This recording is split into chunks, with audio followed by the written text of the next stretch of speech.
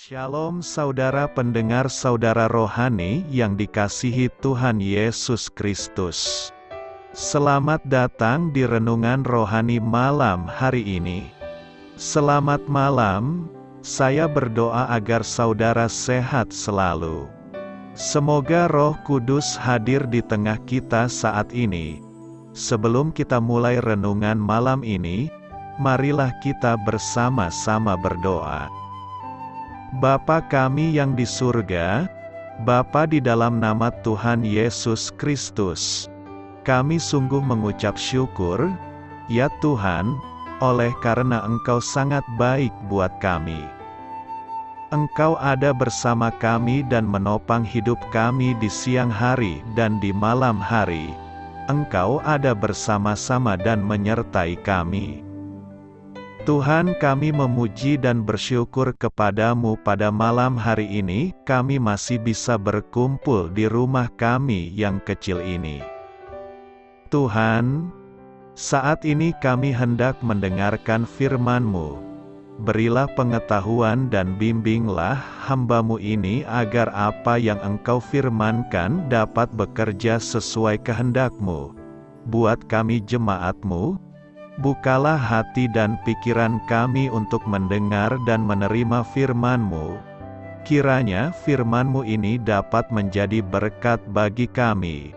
Berbicaralah Tuhan, kami sudah siap menerima firman-Mu. Di dalam nama Tuhan Yesus Kristus kami berdoa dan mengucap syukur. Amin. Sahabat saudara rohani, pembacaan ayat emas Alkitab renungan kita malam hari ini. Nats pilihan kita adalah, hiduplah di dalam kasih, sebagaimana Kristus Yesus juga telah mengasihi kamu. Tertulis dalam kitab Efesus 5 ayat 2, kata kunci renungan pada malam ini adalah surat tanda kasih. Dan bacaan kita pada malam ini terambil dari kitab Efesus 4 ayat 25 sampai dengan Efesus 5 ayat 2. Karena itu buanglah dusta dan berkatalah benar seorang kepada yang lain, karena kita adalah sesama anggota. Apabila kamu menjadi marah, janganlah kamu berbuat dosa, janganlah matahari terbenam sebelum padam amarahmu, dan janganlah beri kesempatan kepada iblis. Orang yang mencuri, janganlah ia mencuri lagi, tetapi baiklah ia bekerja keras dan melakukan pekerjaan yang baik dengan tangannya sendiri, supaya ia dapat membagikan sesuatu kepada orang yang berkekurangan.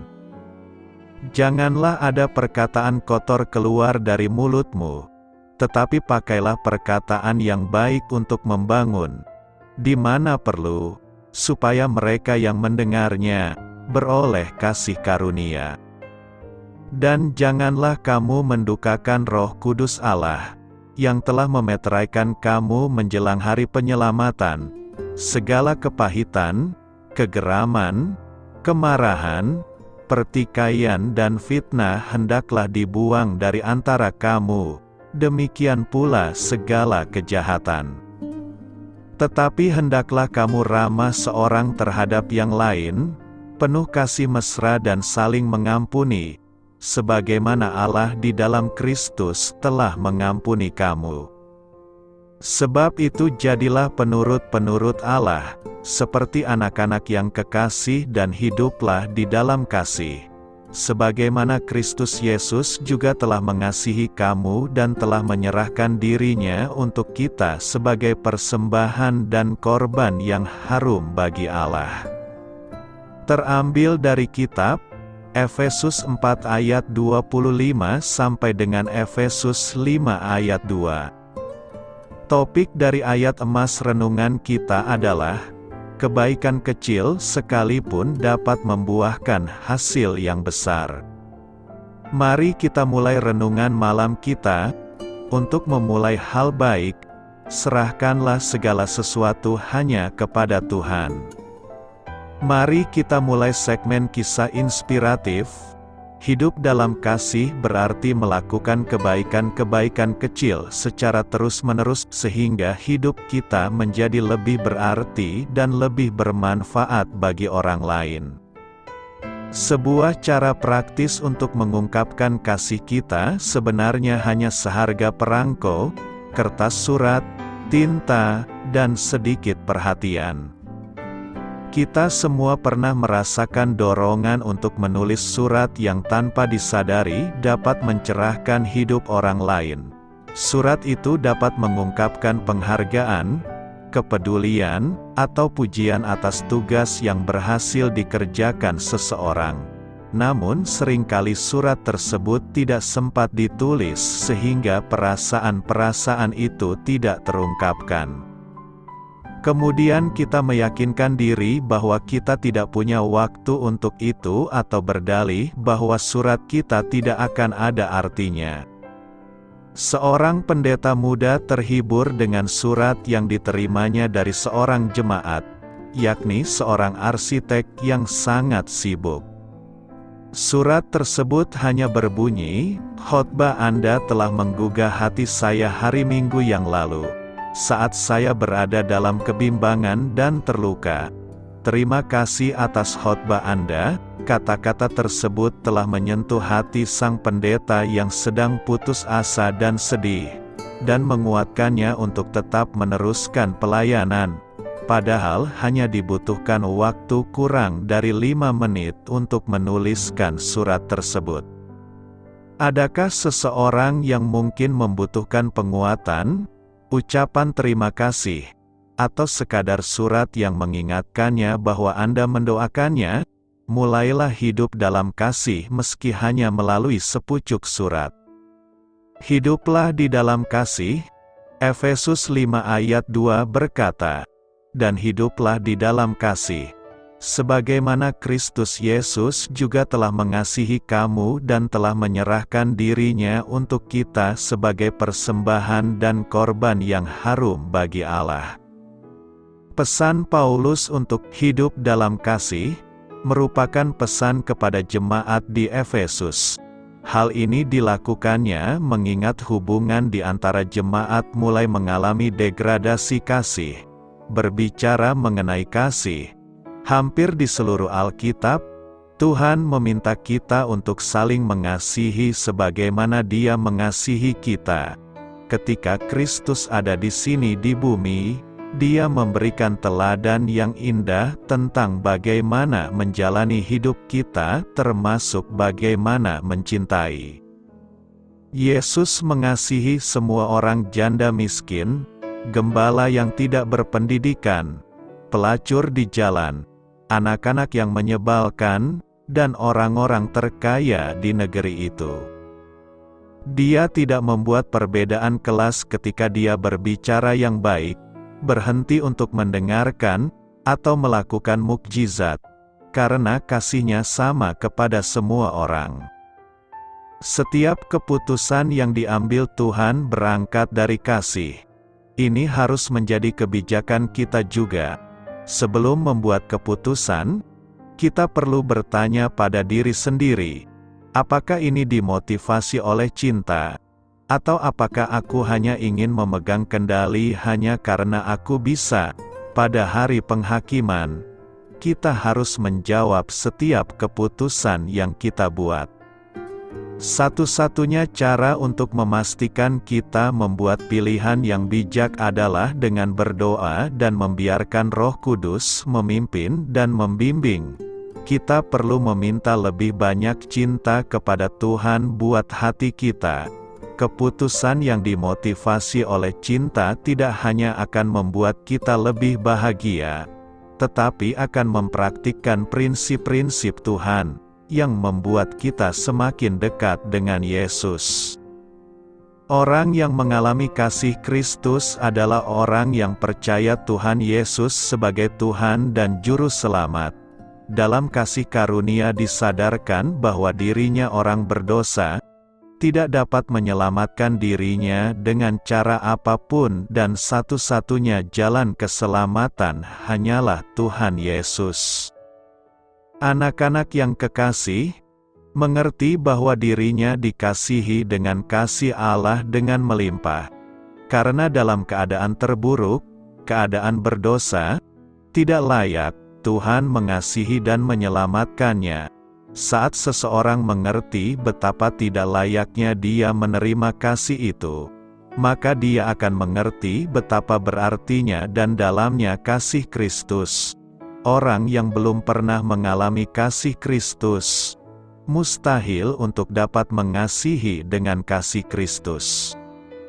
Orang yang dapat mengasihi keluarganya dengan kasih Kristus adalah orang yang sudah mengalami kasih Kristus. Jika kita sudah mengalami kasih Kristus, kita bukan dianjurkan, tetapi diharuskan mengasihi termasuk keluarga kita. Keluarga yang sudah mengalami kasih Kristus, seharusnya menghidupi kasih Kristus di dalam keluarganya. Kasih Kristuslah yang mengikat, mengokohkan, menolong, memulihkan keluarga-keluarga. Banyak orang menerapkan standar kasih yang berbeda-beda, tetapi dengan jelas firman Tuhan mengatakan bahwa standar kasihnya adalah kasih Kristus.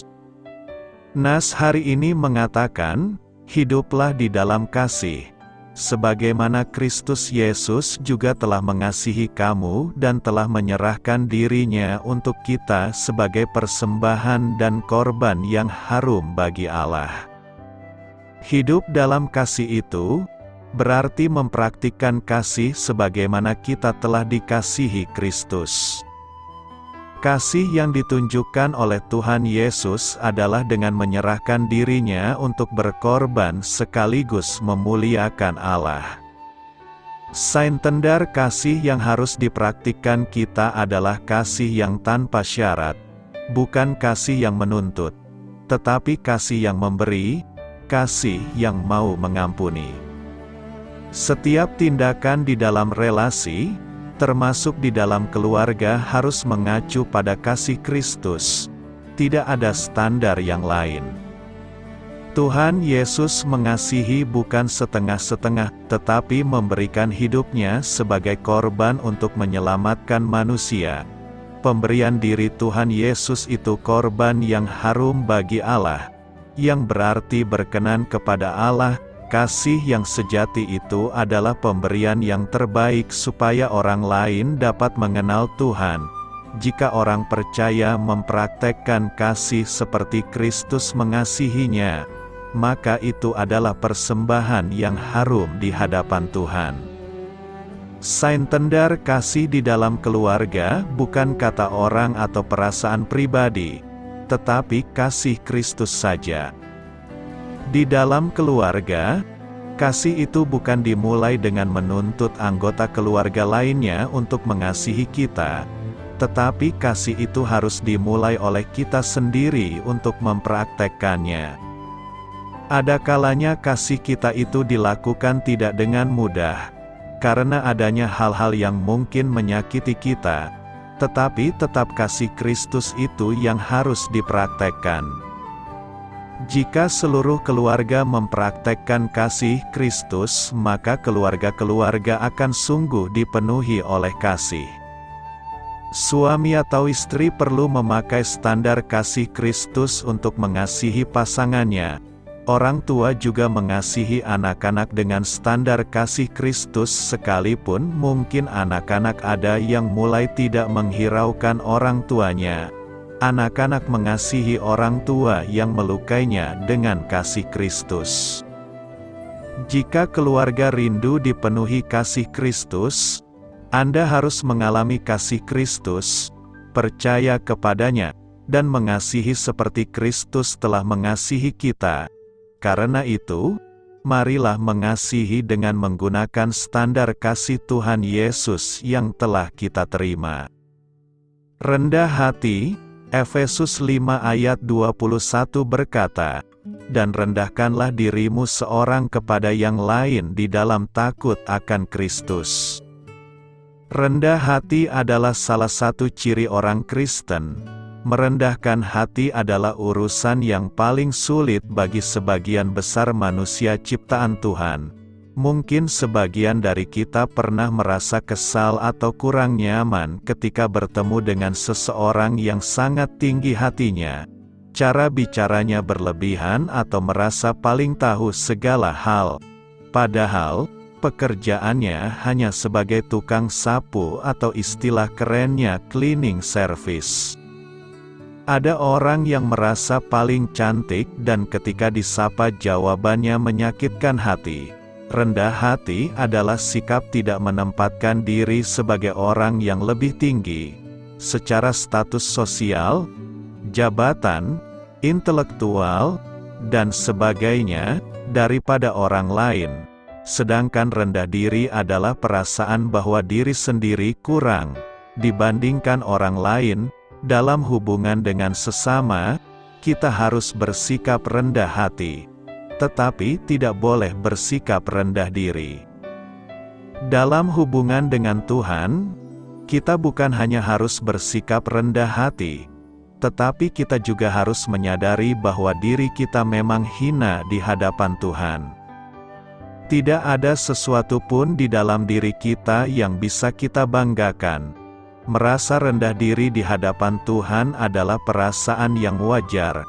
Akan tetapi, perasaan hina itu harus digabungkan dengan perasaan berharga karena kita yang hina ini dikasihi oleh Tuhan.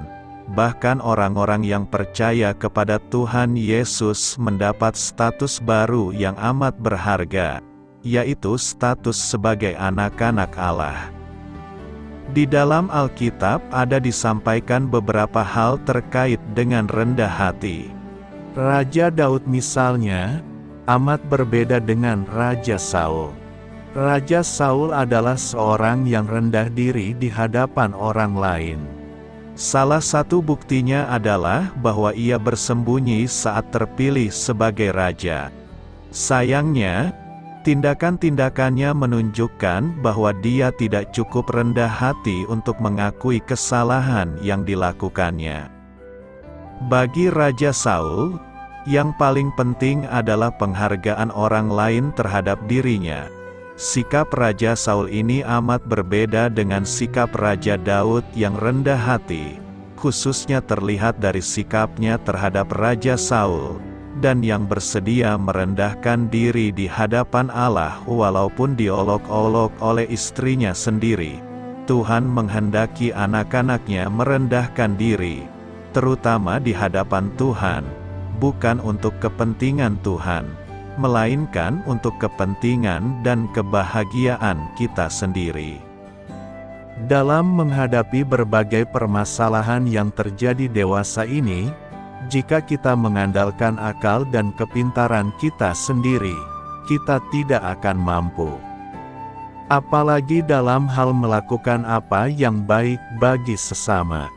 Di dalam hidup ini, kita menghadapi berbagai macam pilihan dan pilihan tersebut sangat menentukan perjalanan hidup kita di kemudian hari.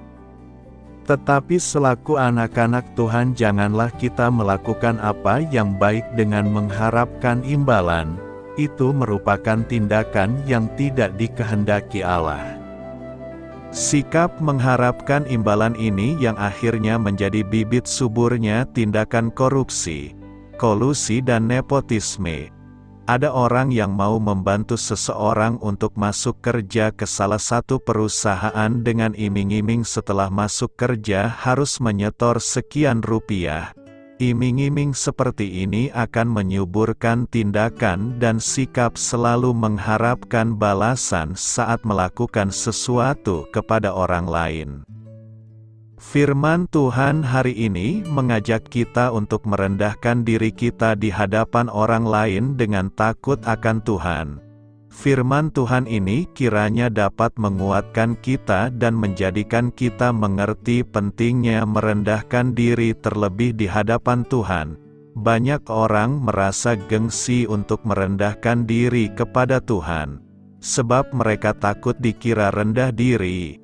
Memang merasa rendah diri terhadap manusia menghambat kemajuan dalam segala bidang, tapi merendahkan diri terhadap Tuhan mendatangkan kemenangan. Bagi anak-anak Tuhan yang bisa merendahkan diri di hadirat Tuhan akan selalu mengakui bahwa keberhasilan hidupnya, keberhasilan pelayanannya, semuanya semata-mata karena anugerah Tuhan, dan tidak akan pernah berkata, "Kalau bukan karena aku." Oleh karena itu, setiap kita harus selalu waspada. Sebab sering terjadi bahwa seseorang menjadi sombong dan tinggi hati secara tidak sadar. Apa artinya menjadi peniru Allah? Mari kita bahas. Dalam suratnya kepada jemaat di Efesus, Paulus memberikan instruksi kepada jemaat, "Karena itu jadilah penurut-penurut Allah." Sebagai anak-anakku yang kekasih, kita harus meniru Kristus dan meneladani kehidupan kita menurut Dia. Kata yang diterjemahkan sebagai peniru atau pengikut dalam Alkitab versi bahasa Inggris ini adalah mimetai dalam bahasa Yunani. Akar kata mimik. Kata ini memiliki konotasi positif, yaitu meniru pola yang ditetapkan oleh seorang mentor yang dikagumi, dan digunakan 7 kali dalam Perjanjian Baru untuk menganjurkan mengikuti atau meniru pemimpin gereja mula-mula tertentu, Kristus, dan, pada akhirnya, Tuhan. Seorang anak yang meniru orang tuanya adalah hal yang paling wajar di dunia. Begitulah cara anak-anak belajar segalanya, mulai dari menyikat gigi, menyimpan mainan, hingga memperlakukan orang lain dengan hormat. Anak kecil ingin tumbuh menjadi seperti orang tuanya, dan mereka seringkali berpura-pura menjadi orang tuanya, mencoba sepatu orang tuanya, mengenakan topi, dan lain-lain. Ini adalah bagian penting dari permainan masa kanak-kanak karena mereka meniru apa yang mereka lihat dalam diri mereka, orang tua. Ini adalah jenis mimikri yang disinggung Paulus dalam Efesus 5. Dalam Efesus 5 ayat 1-21, Paulus membahas perilaku apa yang pantas dan tidak patut ditiru oleh Tuhan dan pantas bagi anak-anak Tuhan. Sebab dahulu kamu adalah kegelapan, katanya, tetapi sekarang kamu adalah terang di dalam Tuhan. Hiduplah sebagai anak-anak terang. Ketika Paulus memerintahkan orang-orang percaya untuk menjadi peniru Allah, ia tidak menunjukkan bahwa ini berarti mereka harus bertindak seolah-olah mereka juga ilahi, maha tahu, atau memiliki kuasa seperti Allah. Sebaliknya, ia menetapkan, jadilah penurut-penurut Allah. Sebagai anak-anak yang terkasih, mungkin inilah sebabnya beberapa terjemahan menggunakan kata pengikut, untuk menekankan bahwa orang Kristen harus meniru Tuhan sedemikian rupa sehingga mengikuti teladannya. Anak-anak tercinta tidak berani menjadi orang tuanya. Namun, anak-anak mungkin terlihat meniru perilaku dan tindakan orang tuanya. Untuk meniru Allah dengan benar, pertama-tama kita harus menjadi anak-anaknya. Tetapi kepada semua orang yang menerimanya, yang percaya pada namanya, ia memberikan hak untuk menjadi anak-anak Allah, yang dilahirkan bukan dari darah, atau dari keinginan daging, atau dari keinginan manusia, melainkan dari Allah. Jika kita menerima Kristus dan percaya dalam namanya, kita menjadi anak-anak yang dikasihi Tuhan. Kita juga harus mengetahui jalan Tuhan agar kita tahu apa yang harus ditiru. Efesus 5 ayat 1-21 memberikan beberapa contoh. Tetapi percabulan dan segala kecemaran atau ketamakan tidak boleh disebutkan di antara kamu, sebagaimana lazim di antara orang-orang suci. Janganlah ada kata-kata kotor, omong kosong, atau gurauan kasar yang tidak pada tempatnya, tetapi biarlah ada ucapan syukur. Dan janganlah kamu mabuk oleh anggur, karena itu adalah pesta pora, tetapi hendaklah kamu penuh dengan Roh, saling menyapa dalam mazmur dan himne dan nyanyian rohani, menyanyi dan melantunkan melodi kepada Tuhan dengan hatimu, mengucap syukur selalu dan untuk segala sesuatu kepada Allah Bapa dalam nama Tuhan kita Yesus Kristus. Saling tunduk karena hormat kepada Kristus, kita dapat belajar tentang Tuhan dan jalan-jalannya melalui pembelajaran yang sungguh-sungguh atas ayat-ayat Alkitab seperti ini. Tuhan memberi kita teladan terbaik untuk diikuti dalam Kristus. Membedakan bagaimana hidup berdasarkan Tuhan kita yang menggantikan alam semesta bisa jadi sulit. Namun, dalam kehidupan Kristus, kita melihat contoh praktis tentang bagaimana seseorang seharusnya hidup di bumi ini. Dan hiduplah dalam kasih, sama seperti Kristus telah mengasihi kita dan telah menyerahkan dirinya bagi kita, suatu persembahan dan korban yang harum bagi Allah. Ketika kita memandang kepada Kristus, kita belajar bahwa kita harus berjalan dalam kasih, memberi dengan penuh pengorbanan kepada orang lain dan mempersembahkan diri kita sepenuhnya sebagai pengorbanan kepada Allah. Para peniru Allah akan menjadi peniru Kristus, berjuang untuk berjalan dalam kasih dan ketundukan kepada Allah sebagaimana anak-anak terkasih berjalan dalam ketaatan dan teladan seorang ayah. Apa artinya hanya ada satu baptisan? Mari kita akan jawab ini. Efesus 4 ayat 4-6 mengatakan, ada satu tubuh dan satu roh, sama seperti kamu dipanggil pada satu pengharapan ketika kamu dipanggil, satu Tuhan, satu iman, satu baptisan, satu Allah dan Bapa dari semua, yang ada di atas segalanya. Dan melalui semua dan dalam semua, karena ada berbagai macam baptisan yang disebutkan dalam Perjanjian Baru, maka akan sedikit membingungkan ketika kita membaca tentang satu baptisan. Kata membaptis selalu berarti menenggelamkan atau membenamkan. Jadi, ketika baptisan dibicarakan, hal ini melibatkan seseorang yang tenggelam sepenuhnya ke dalam sesuatu yang lain. Baptisan berarti menjadi sepenuhnya. Ini juga menyiratkan bahwa perubahan telah terjadi. Orang yang dibaptis adalah orang yang diubahkan. Secara umum, ada dua jenis baptisan yaitu, baptisan jasmani, atau air, dan baptisan rohani. Yang satu dilakukan di dalam air, yang lainnya dicapai dalam Roh Kudus. Baptisan air diperintahkan Yesus kepada semua pengikutnya. Kolose 2 ayat 12 mengatakan, kamu telah dikuburkan bersama-sama dengan Dia dalam baptisan, dan kamu juga dibangkitkan bersama-sama dengan Dia karena iman akan kuasa pekerjaan Allah, yang telah membangkitkan Dia dari antara orang mati. Dibaptis dengan air tidak menyelamatkan kita. Iman pada karya paripurna Kristus menyelamatkan kita. Namun baptisan air merupakan tanda lahiriah dari perubahan batin.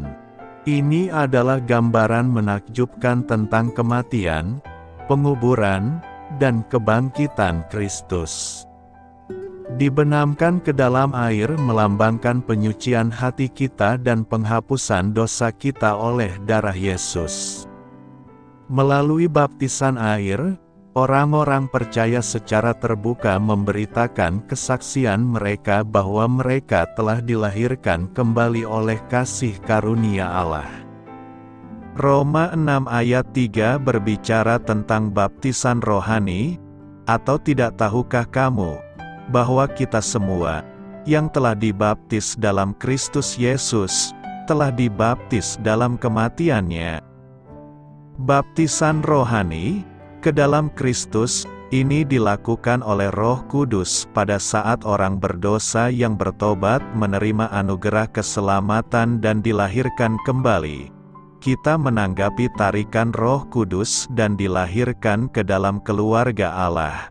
Melalui baptisan ini, kita diidentikan dengan kematian dan kebangkitan Yesus.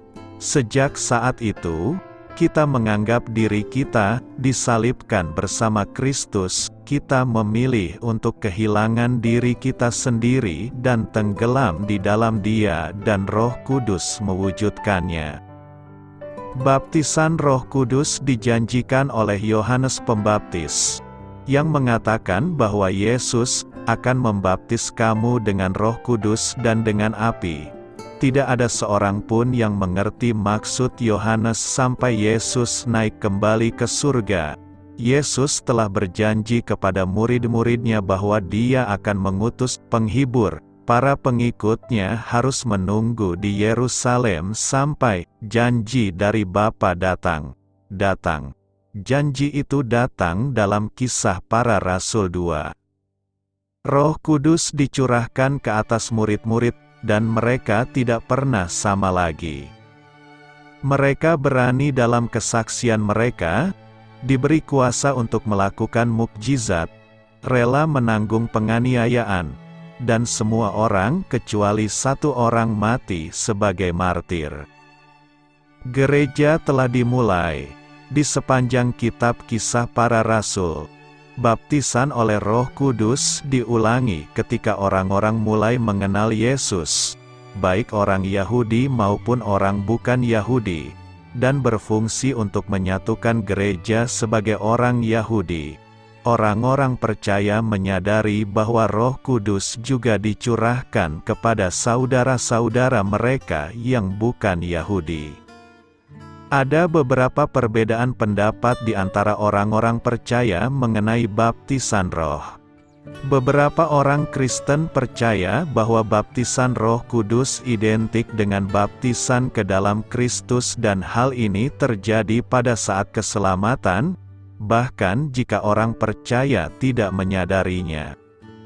Umat Kristen lainnya percaya bahwa baptisan Roh Kudus harus disamakan dengan kepenuhan roh, dan hal ini seringkali terjadi setelah keselamatan, mungkin bertahun-tahun kemudian saat orang percaya membuka dirinya terhadap kendali roh. Beberapa orang percaya bahwa baptisan roh selalu disertai dengan tanda-tanda, seperti berbahasa roh, dan yang lain percaya bahwa tanda-tanda seperti itu tidak diperlukan. Ketika Paulus menulis kepada jemaat di Efesus tentang satu baptisan, ia mengingatkan mereka bahwa apapun latar belakang atau kebangsaan mereka, mereka semua melayani Tuhan yang sama, menganut iman yang sama, dan mengalami baptisan yang sama. Yang dia maksud mungkin adalah baptisan air, yaitu semua orang percaya mempunyai kesaksian keselamatan yang sama dan telah dibaptis dalam nama Bapa, Anak, dan Roh Kudus. Atau dia bisa merujuk pada baptisan roh, yaitu semua orang percaya telah ditempatkan ke dalam tubuh Kristus melalui kuasa roh. Apapun yang terjadi, penekanannya adalah pada persatuan di antara umat Kristiani. Ayat 3 mengatakan, "Berusahalah memelihara kesatuan roh melalui ikatan perdamaian."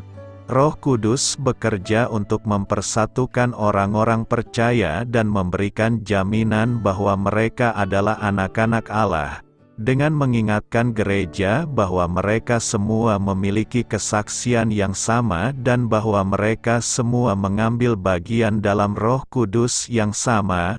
Paulus mendorong mereka untuk bekerja sama demi Kristus sehingga pesan penebusan akan terus menyebar ke seluruh dunia.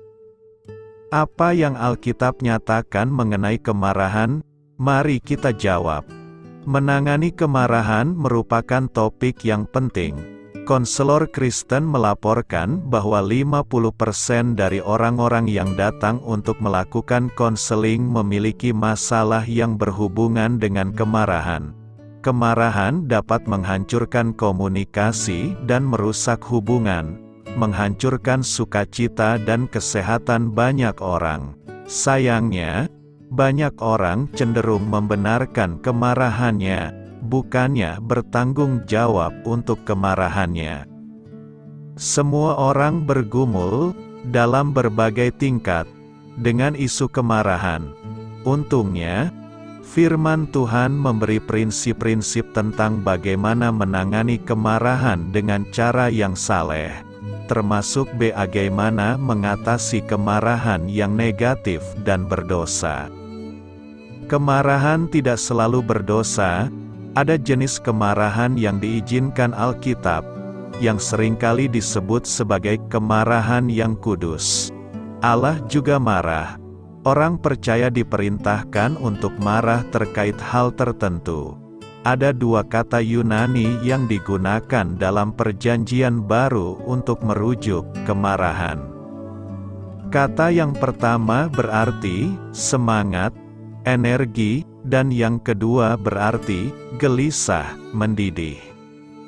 Secara alkitabiah, kemarahan adalah energi yang diberikan Allah untuk membantu kita memecahkan masalah. Contoh yang termasuk ke dalam kemarahan yang alkitabiah, misalnya Paulus menentang Petrus karena memberi teladan yang salah. Kemarahan Daud ketika mendengar Nabi Nathan menceritakan tentang adanya ketidakadilan, dan kemarahan Yesus ketika bait Allah di Yerusalem dicemari. Contoh mengenai kemarahan di atas tidak terkait pembelaan terhadap diri sendiri, melainkan pembelaan terhadap orang lain ataupun pada sebuah prinsip. Kemarahan berubah menjadi dosa ketika dimotivasi oleh kepentingan pribadi, ketika tujuan Allah diselewengkan, ataupun ketika kemarahan dibiarkan berlarut-larut, alih-alih menggunakan energi yang dihasilkan oleh kemarahan untuk menyelesaikan masalah yang ada, malahan orangnya yang diserang.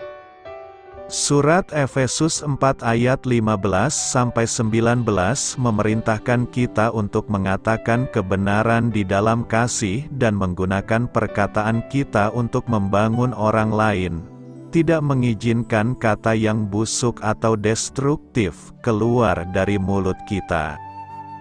Sayangnya, perkataan yang beracun ini merupakan karakteristik umum dari manusia yang telah terjatuh ke dalam dosa.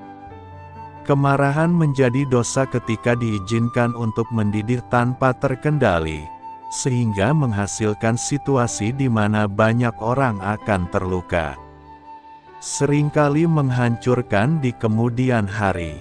Seringkali juga menghasilkan konsekuensi yang tidak dapat diperbaiki lagi.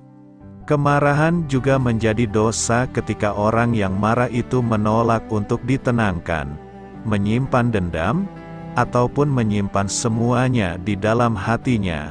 Hal ini dapat menyebabkan depresi dan mudah tersinggung atas hal-hal kecil, seringkali bahkan mengenai hal-hal yang tidak terkait dengan masalah utamanya.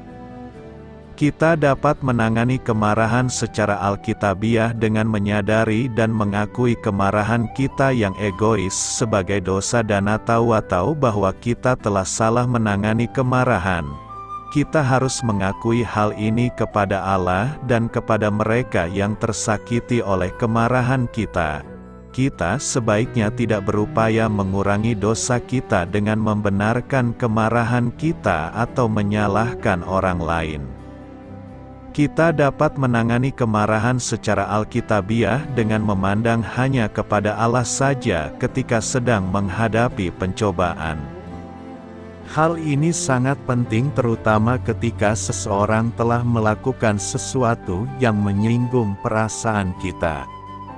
Yakobus 1 ayat 2-4, Roma 8 ayat 28-29, dan Kejadian 50 ayat 20 menunjukkan fakta bahwa Allah berdaulat dan memiliki kendali penuh atas setiap keadaan dan orang-orang yang masuk ke dalam kehidupan kita.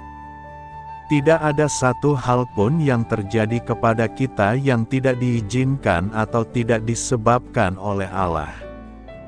Seperti yang diutarakan oleh ayat-ayat tersebut di atas, Allah adalah Allah yang baik yang mengizinkan semua hal yang terjadi dalam hidup kita untuk kebaikan kita sendiri dan kebaikan orang lain. Bercerminlah pada kebenaran ini sampai kebenaran ini berdiam di hati kita dan mengubah bagaimana cara kita bereaksi terhadap orang-orang yang menyakiti kita. Kita dapat menangani kemarahan secara alkitabiah dengan memberikan tempat untuk murka Allah. Hal ini sangat penting, terutama yang terkait ketidakadilan, ketika orang-orang jahat menganiaya orang-orang tidak bersalah. Kitab Kejadian 50 ayat 19 dan Surat Roma 12 ayat 19 memerintahkan kita untuk tidak menggantikan peran Allah. Allah adalah benar dan adil. Kita dapat percaya sepenuhnya kepadanya, yang mengetahui segala sesuatu dan melihat segala sesuatu, untuk bertindak dengan adil. Kita dapat menangani kemarahan secara alkitabiah dengan mengalahkan kejahatan dengan kebaikan. Ini adalah kunci untuk mengubah kemarahan kita menjadi kasih. Ketika tindakan mengalir dari hati kita, demikian pula hati kita dapat diubahkan oleh tindakan kita. Artinya, kita dapat mengubah perasaan kita terhadap orang lain dengan mengubah pilihan kita dalam bertindak terhadap orang itu. Kita dapat menangani kemarahan secara alkitabiah dengan berkomunikasi untuk memecahkan masalah. Ada 4 aturan dasar dalam berkomunikasi yang disebutkan di surat Efesus 4 ayat 15 dan Efesus 25-32. 1. Jujurlah dan utarakanlah. Orang lain tidak bisa membaca pikiran kita. Kita harus mengatakan kebenaran di dalam kasih. 2. Sekecil apapun masalah yang muncul, selesaikan saat itu juga. Jangan membiarkan apa yang mengganggu kita terus menumpuk sampai kita kehilangan kendali. Hadapi dan kemukakan apa yang mengganggu kita sebelum menjadi besar. 3. Serang masalahnya, bukan orangnya. Sejalan dengan hal ini, kita harus mengingat pentingnya menjaga volume suara agar tetap lemah lembut. 4. Bertindaklah, bukan bereaksi. Karena natur dosa, dorongan pertama kita biasanya adalah melakukan hal berdosa. Kita bisa menghitung sampai 10 dengan memikirkan cara-cara yang saleh untuk merespon. Kita harus mengingatkan diri kita sendiri bagaimana jika kemarahan yang digunakan untuk memecahkan masalah itu pada akhirnya akan menimbulkan masalah yang lebih besar. Akhirnya, kita harus melakukan bagian kita masing-masing untuk memecahkan masalah tersebut. Kita tidak bisa mengontrol bagaimana cara orang lain bertindak atau merespons, tapi kita bisa mengubah apa yang menjadi bagian kita. Mengatasi sifat pemarah tidak bisa dilakukan dalam semalam, tapi melalui doa, pendalaman Alkitab, dan keinginan bergantung sepenuhnya pada kuasa Roh Kudus. Amarah yang membabi buta bisa diatasi. Sama seperti kita mengizinkan kemarahan berakar dalam kehidupan kita karena terbiasa melakukannya, kita juga harus berlatih untuk memberikan respon yang benar hingga akhirnya menjadi sebuah kebiasaan baru. Marah yang benar. Efesus 4 ayat 26 sampai dengan ayat 27 berkata, apabila kamu menjadi marah, janganlah kamu berbuat dosa, janganlah matahari terbenam, sebelum padam amarahmu, dan janganlah beri kesempatan kepada iblis.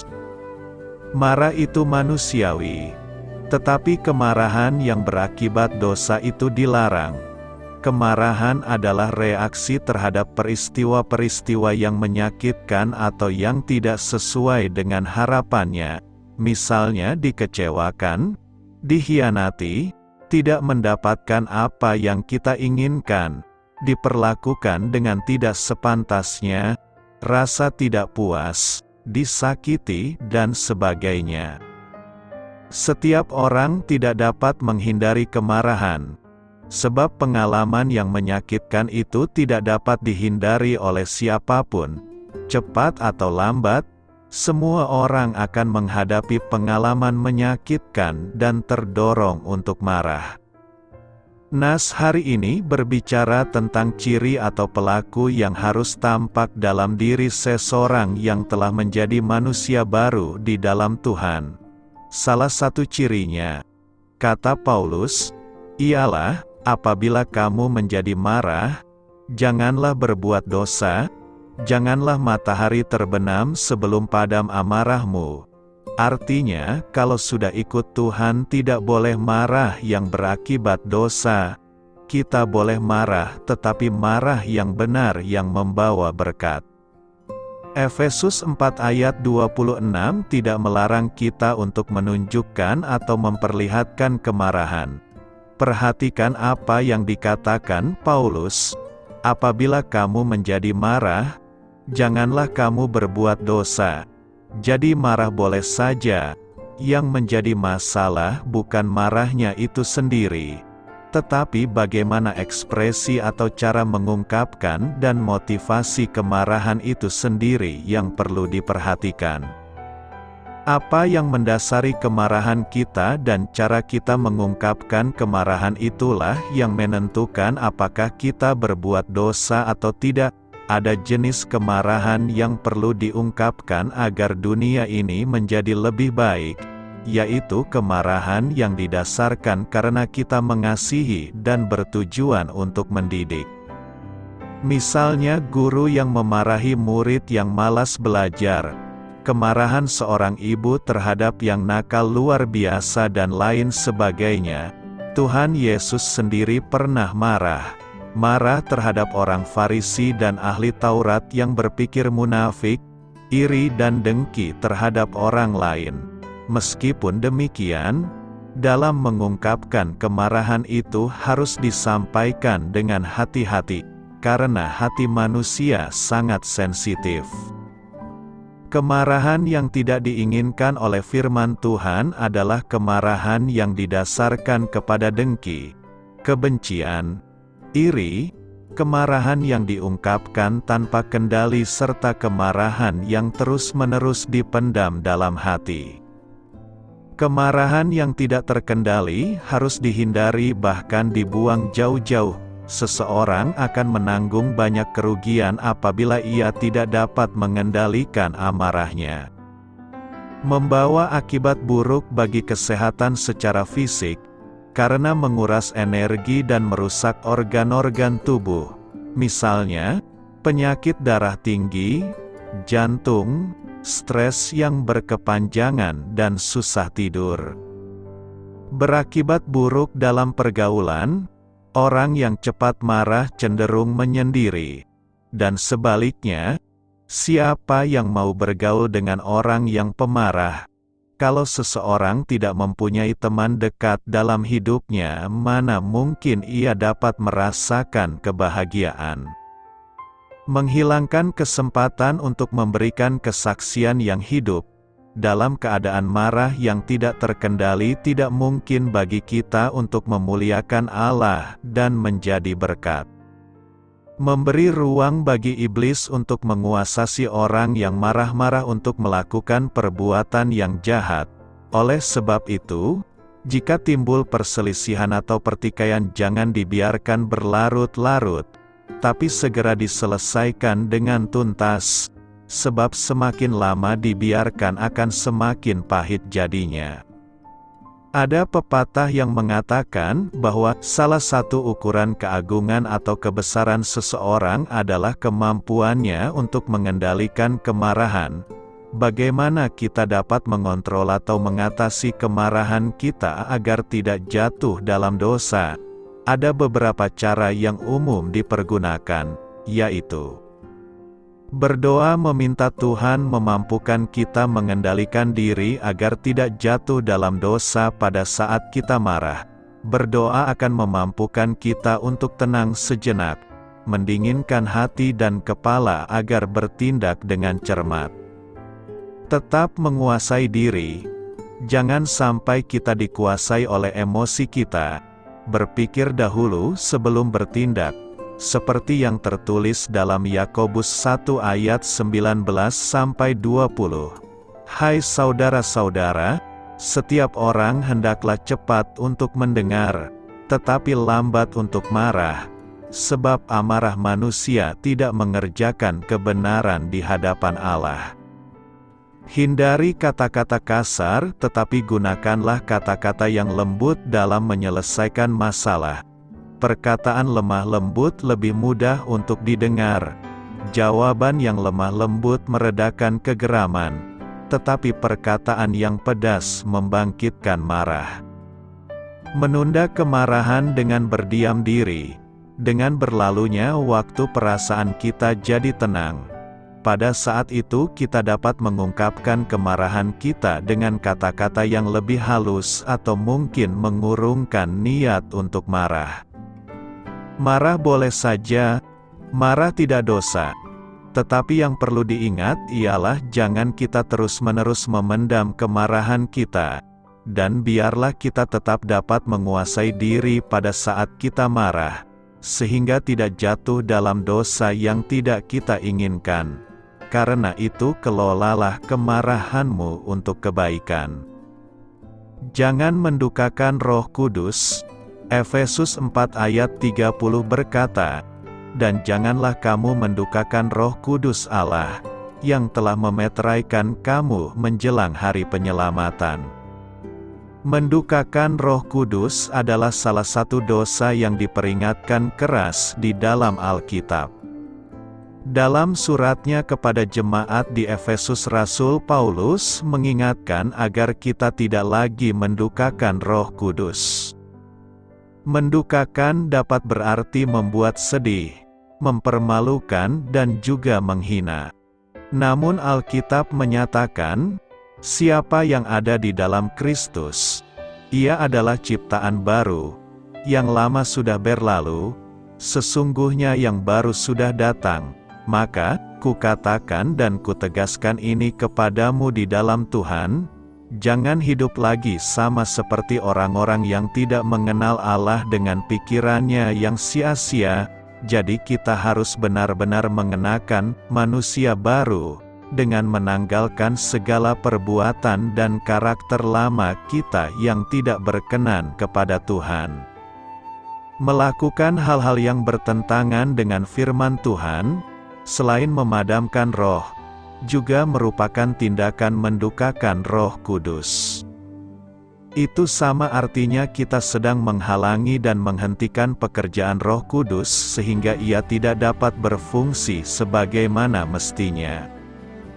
Dalam Efesus 1 ayat 13 dikatakan, ketika kamu percaya, dimeteraikan dengan Roh Kudus, yang dijanjikannya itu. Meterai dari Roh Kudus menempatkan kita pada posisi yang aman karena kita berada di pihak Tuhan dan Tuhan ada di pihak kita. Tuhan di pihakku, aku tidak akan takut. Apakah yang dapat dilakukan manusia terhadap aku? Tuhan menjadi perlindungan, naungan dan pembela kita. Namun apabila Roh Kudus kita dukakan, kita akan kehilangan meterai dari Roh Kudus. Akibatnya kita tidak lagi mengalami penyertaan dan perlindungannya secara sempurna. Sebenarnya Roh Kudus tidak meninggalkan kita, walaupun kita sering mengecewakan Dia. Hanya, Ia tidak dapat memenuhi kita, tidak dapat memberi kita kekuatan, dan tidak dapat memakai kita jika kita mengabaikan kehidupan rohani kita. Artinya, Roh Kudus tak bisa bekerja di tengah perbuatan-perbuatan kita yang mendukakannya. Hal inilah yang dinasihatkan oleh Rasul Paulus, janganlah mendukakan Roh Kudus dengan cara hidup kita.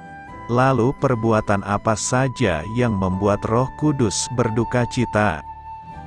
Dalam bacaan Alkitab hari ini dijelaskan bahwa kita dapat mendukakan Roh Kudus dengan bertindak seperti orang yang belum percaya, dengan pikiran yang sia-sia, jauh dari persekutuan dengan Tuhan, dengan kedegilan hati, menyerah kepada natur dosa, dengan perkataan dusta, dengan kemarahan yang tak dibereskan, dan dengan percabulan.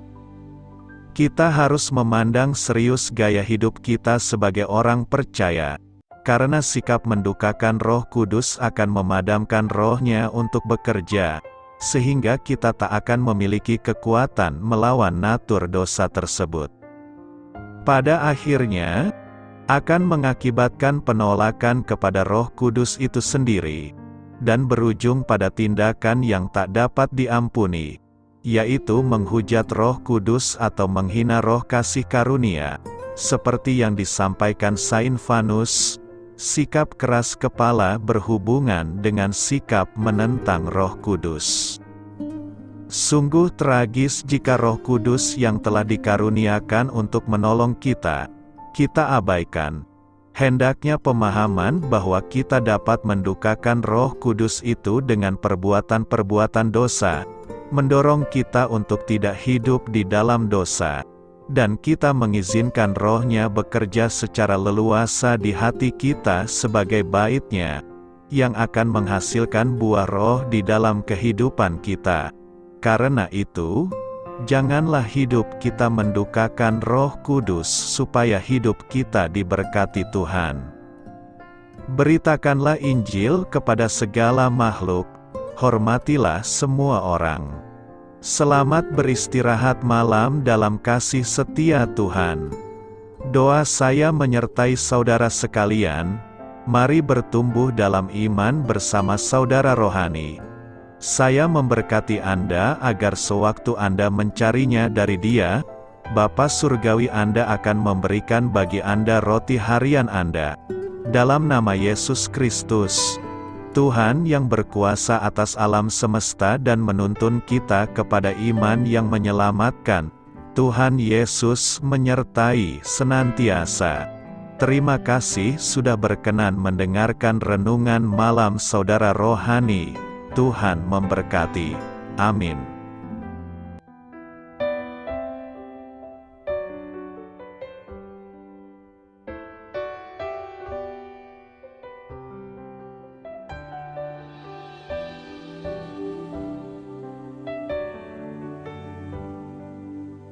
Marilah kita renungkan, sahabat saudara rohani, demikianlah renungan firman Tuhan malam hari ini. Semoga menjadi berkat di dalam hidup kita dan menjadikan kita pribadi yang lebih baik.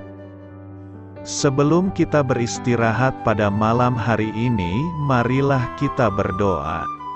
Bapa kami yang di surga, Bapa di dalam nama Tuhan Yesus Kristus, kami sungguh mengucap syukur, ya Tuhan, oleh karena Engkau sangat baik buat kami. Engkau ada bersama kami dan menopang hidup kami di siang hari dan di malam hari. Engkau ada bersama-sama dan menyertai kami, ya Tuhan Yesus. Kami mengucap syukur untuk firman-Mu, ya Tuhan, yang memberikan kami kekuatan dan menyadarkan kami bahwa kami tidak perlu takut dengan gelap dan malam. Sebab Tuhan, Engkau ada bersama kami. Engkau melindungi kami dan menjadi perisai bagi kami hamba-Mu berdoa saat ini. Tuhan, untuk setiap pendengar renungan ini yang mengalami ketakutan, kecemasan, kegelisahan, pada situasi gelap dan malam hari di dalam nama Tuhan Yesus Kristus. Kuasa Tuhan melepaskan mereka dari segala ikatan roh-roh ketakutan yang mengikat mereka saat ini. Tuhan melepaskan setiap anak-anak-Mu dari segala rasa takut dan kecemasan.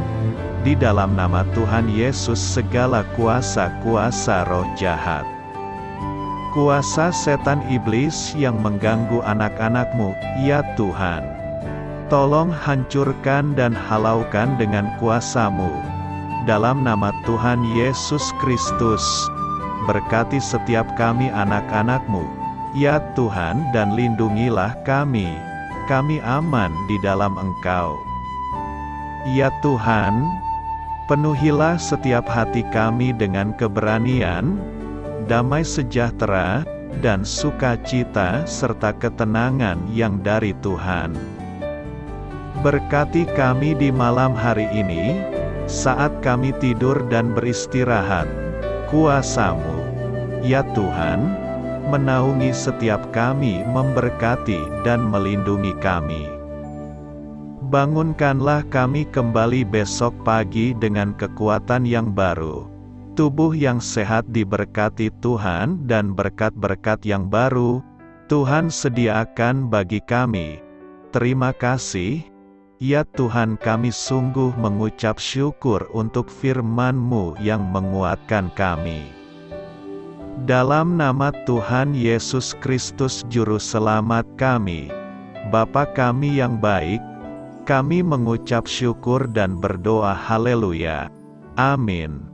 Biarlah firman Tuhan menjadi pengingat untuk kita semua, bahwa tuntunan dari Roh Kudus akan selalu memberi jalan keluar bagi setiap permasalahan hidup kita, dan memberi kedamaian di hati kita.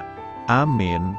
Sampai jumpa di renungan malam saudara rohani berikutnya.